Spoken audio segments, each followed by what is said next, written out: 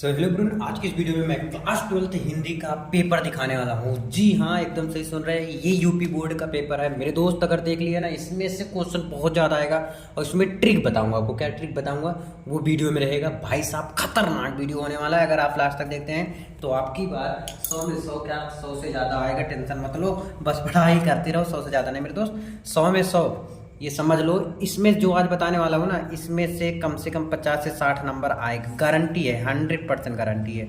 अब कैसे है, क्योंकि इसमें मेरे दोस्त मैं ट्रिक बताने वाला हूँ। क्या बताने वाला हूँ? ट्रिक बताने वाला हूँ, जो कि बहुत खतरनाक है। आज आपका 50 से 60 नंबर आपको आ जाएगा, टेंशन मत लो। इसका सोल्यूशन लाने वाला हूँ। किसका? सामान्य हिंदी 2023 302 जेड के। ये यूपी बोर्ड का है, असली वाला पेपर है, असली वाला। पूर्णांक 100 होता है, इसमें 10-20 नंबर कुछ नहीं मिलता, पूरा पूरा लिखना होता है। खंड का खास सब कुछ बताऊंगा, एकदम अच्छे से ट्रिक बताने वाला हूँ आज के इस वीडियो में। अगर नहीं आएगा ना, फिर भी आपको लिख के आना होगा। देखो मेरे दोस्त, खंड का और खंड का में ही पहले देख लेते हैं। पहले खंड का जो होता है वो हिंदी है, खंड खा में थोड़ा संस्कृत और निबंध वगैरह ये सब चला जाता है, ठीक है। तो खंड का में जो है, ध्यान दीजिएगा, ये ऑप्शनल होते हैं। इसमें मेरे दोस्त नंबर नहीं कटता। आपका क्या? नंबर नहीं कटता, ये बड़ी अच्छी बात है। और नंबर नहीं कटता यानी कि पूरा पूरा नंबर मिलेगा। और पूरा पूरा नंबर मिलेगा तो मेरे दोस्त ये राइटिंग पे भी नहीं कटता। आप समझ लो, क्या राइटिंग में भी नहीं कटता। अब आप कितना ध्यान दे रहे हैं, अब आप तो समझ लो, समझदार हो। पहला है, बता दे रहा हूँ, पहले टेंशन मत लो, एकदम अच्छे से सुनते हैं। 3 घंटे 15 मिनट का होता है। ये टाइम आपका वेस्ट नहीं हो रहा, बहुत अच्छा टाइम, बहुत अच्छी जगह जुड़ चुके हो आप। पहली चीज़ तो विचार और वितर्क के लेखक है क्या? महावीर प्रसाद द्विवेदी हैं। अब देखेंगे ध्यान से, इसमें हम प्रोजी सुंदर रेड्डी हैं, ये जी सुंदर रेड्डी, राम कृष्णदास। अब देखो, विचार और वितर्क कहीं तो सुने होंगे। अब जी ध्यान दीजिए, हो सकता है आपको प्रोजी सुंदर रेड्डी के कुछ आपको रचना के बारे में पता हो कि क्या क्या यह लिखे हैं। तो क्या ये लिखे हैं? नहीं, तो मान लेते हैं ये गलत हो गया। अब इसमें टिक तो करेंगे नहीं, ध्यान समझिएगा, इसमें ट्रिक बता रहा हूँ। राय कृष्णदास, ये तो मैं फर्स्ट बार ही सुन रहा हूँ, तो इनका तो ये होगा नहीं, है ना। ये दो नहीं है भाई। महावीर प्रसाद द्विवेदी का होगा या तो हजारी प्रसाद द्विवेदी का होगा। तो दोनों में से एक में टिक कर देना। तो ये ट्रिक है मेरे दोस्त, ये क्या है? ट्रिक है।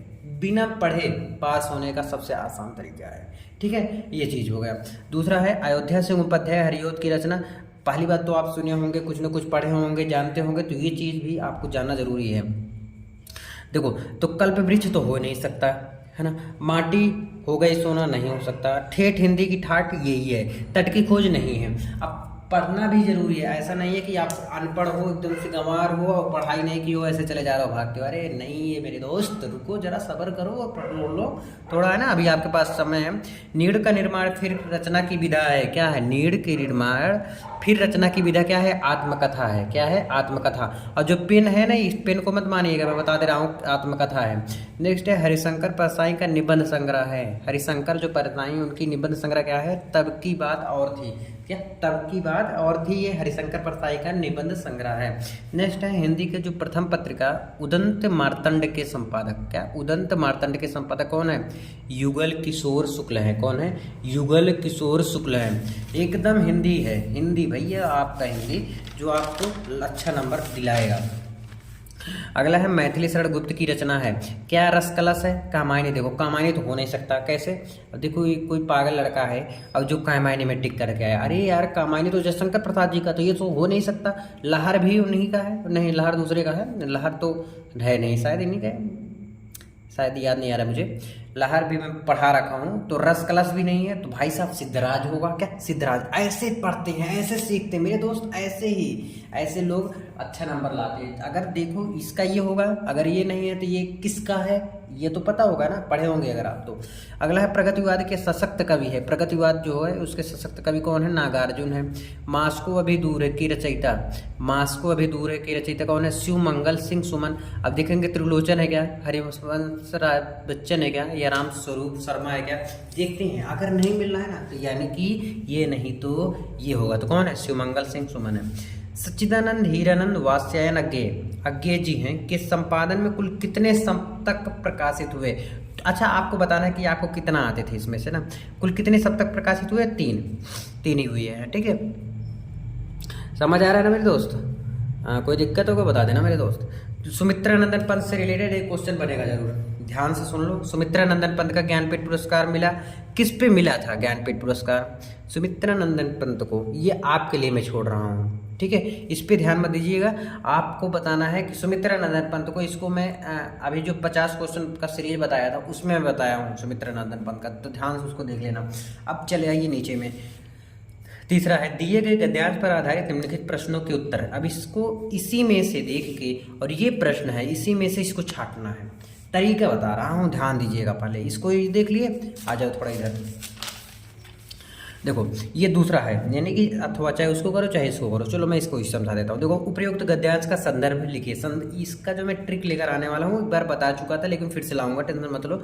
रेखांकित अंश की व्याख्या, लेकिन लिखा इसमें क्या, भौतिक पदार्थों की इच्छा रखना किसी भी दृष्टिकोण से शर्मनाक या गैर आध्यात्मिक बात नहीं। जो भौतिक पदार्थ है उसकी इच्छा रखना, यानी उसकी इच्छा रखना किसकी, भौतिक पदार्थों का दृष्टिकोण से शर्मसार या गैर आध्यात्मिक बात है। यानी कि दृष्टिकोण की जो भौतिक पदार्थ है उसकी इच्छा हमें नहीं रखनी चाहिए। यह बहुत ही निराशाजनक है, बहुत ही गलत काम है ना। ये ऐसे करके आपको लिखना है, इसी में से आपको फाइंड करना है, इसी में से खोजना है और कुछ नहीं है, ठीक है। इसको आगे पीछे करके लिख दो ना, 2 नंबर पक्का मिल जाएगा।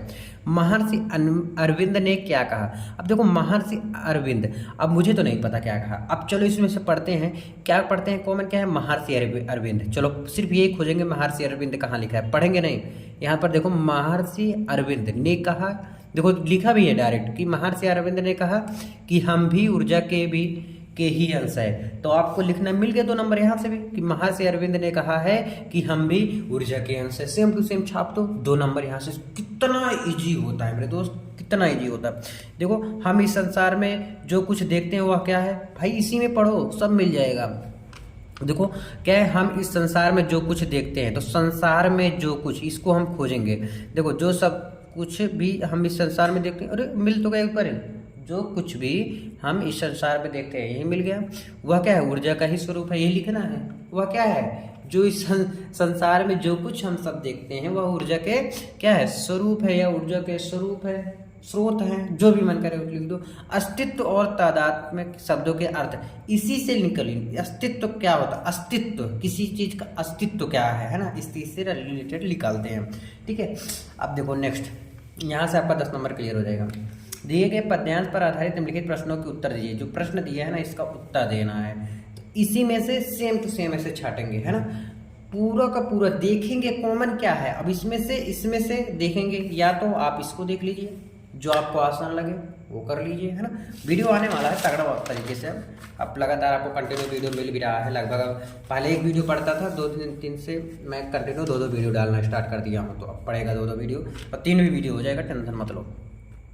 निम्नलिखित में से किसी एक लेखक का, देखो परिचय जो लिखना है, जीवन परिचय 1 पेज में लिखना है। पहली चीज़ तो ये नहीं कि आधा पेज लिख रहे हो, ये नहीं कि 2 पेज लिख रहे हो, नहीं, सिर्फ 1 पेज। 1 पेज से ज़्यादा मत लिखो और 1 पेज से कम भी मत लिखो, क्योंकि ये 5 नंबर की बात होती है। उनकी रचना भी लिखना है। जो पहले लिखना क्या है, साहित्यिक परिचय, जीवन परिचय, या जीवन परिचय, साहित्यिक परिचय, और नीचे रचना, ऐसे करके लिखो। अरे यार, नंबर की बरसात हो जाएगी, नंबर की क्या हो जाएगी, बरसात हो जाएगी। लिखोगे तो सही, लिखो तो सही, वो नंबर देने की कमी नहीं करेंगे, नंबर लेने की आपकी जगह जो है, अगर आप में दम है तो नंबर ले सकते हो, दम नहीं है तो नहीं ले पाओगे भाई, सिंपल बात। निम्नलिखित में से किसी एक कवि का साहित्यिक परिचय देते हुए उनकी प्रमुख रचनाओं का वर्णन कीजिए।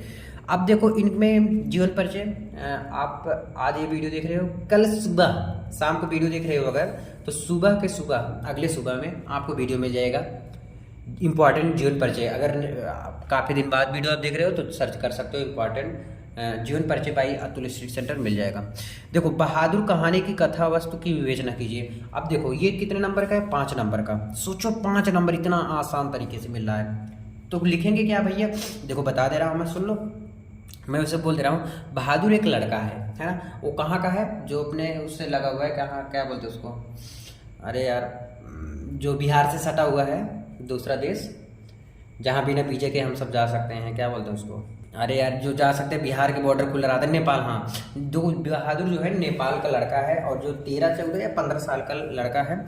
और बहादुर एक बहुत समझदार लड़का था। उनकी मम्मी या घर वाले उनको क्या किए, किसी कारण बस डांट दिए, तो वो बहादुर घर छोड़ के भाग गया। तो किसी के यहाँ जाके काम करने लग गया। क्या, किसी के यहाँ जाके काम करने लग गया, मालिक के यहाँ काम करता था। तो भाई जब बहादुर स्टार्टिंग में काम करता था, उसको मालिक के घर वाले या मालिक बहुत मानते थे। तो धीरे धीरे क्या हुआ भाई, जो ज़्यादा दिन जिसके यहाँ रहता है उसके क्या होती है, इज्जत कम हो जाती है। वही काम इसका भी हुआ। बहादुर एक नौकर का ही काम करता था, लेकिन क्या हुआ, इसको मारने लग गए, इसको गाली देने लग गए, इससे काम करवाने लगे। पैसा कोई दूसरा ले रहा तो चोरी का इंजाम इनके ऊपर लगाने लग गए। तो बहादुर को बहुत प्रताड़ना हुई और बहादुर को पीटे उठे, और वो बहादुर एक दिन क्या हुआ, घर छोड़ के भाग गया। तब मालिक को पता चला कि क्या होती है बहादुर की कमी, तब उनको बाद में खल गई। क्यों? क्योंकि बहादुर से ही सारा काम करवाते थे, और सब लोग एकदम गद्दी पे बैठ के मजे कर रहे थे, है ना। ये चीज़ है बहादुर की। अगला है पंचलाइट। पंचलाइट अथवा ध्रुव यात्रा, मतलब दोनों ये मतलब एक ही लिखना है। तो मैं पंचलाइट के बारे में थोड़ा बता देता हूँ। पंचलाइट जानते हो कि किससे कहते हैं, लालटेन को कहा जा गया है, ठीक है। तो एक लड़का है, वो पंचलाइट है, मतलब जलाता है। पंचलाइट मतलब लालटेन को जलाता है ना। तो उसके बारे में बता रखा हूँ, सर्च कीजिए मिल जाएगा। फिर इसमें से त्यागपति, रश्मि रसी, आप सत्य की जीत, इसमें से एक ही करना होता है। यहाँ से भी 5 नंबर आपके कन्फर्म है। अगला देख लो, इसमें हाँ आ जाइए, खंड खा। खंड खा में आ जाइए। खंड खा में क्या कह रहा है, सेम टू सेम जो दिखा है ना, इसको पढ़ो। पढ़ो नहीं, पढ़ो ही मत। आपको क्या करना है, डायरेक्ट इसमें से आंसर फाइंड करना है, लिखना है ना। देखो, निम्नलिखित संस्कृत गद्यांशों में से किसी एक का संदर्भ सहित हिंदी में अनुवाद कीजिए। कुछ नहीं, ये जो दिख रहा है आपको ना, इसी को आगे पीछे करके, ठीक, इसी को आसान भाषा में करके लिख दो।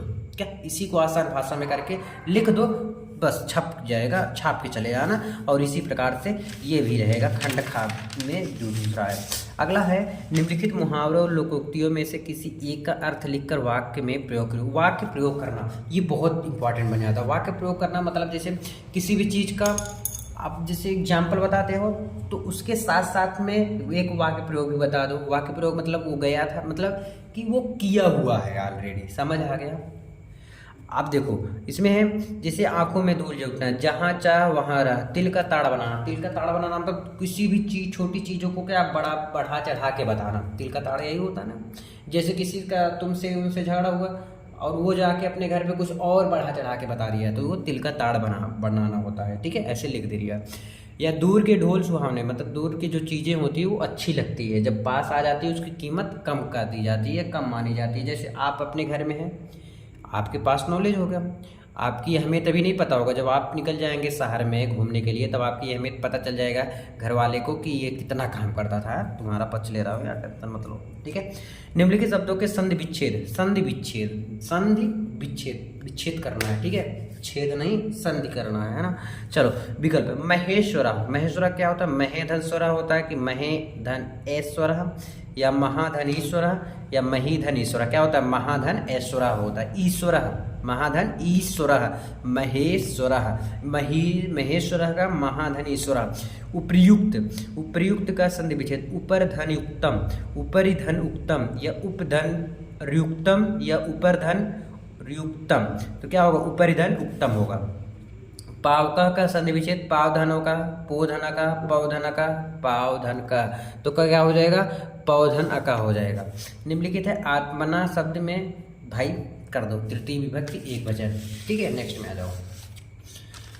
नामने शब्द में विभक्ति और वचन क्या है बताना। आप लोग बता रखा हूँ, वैसे भी आपको दिख रहा होगा, ठीक शायद।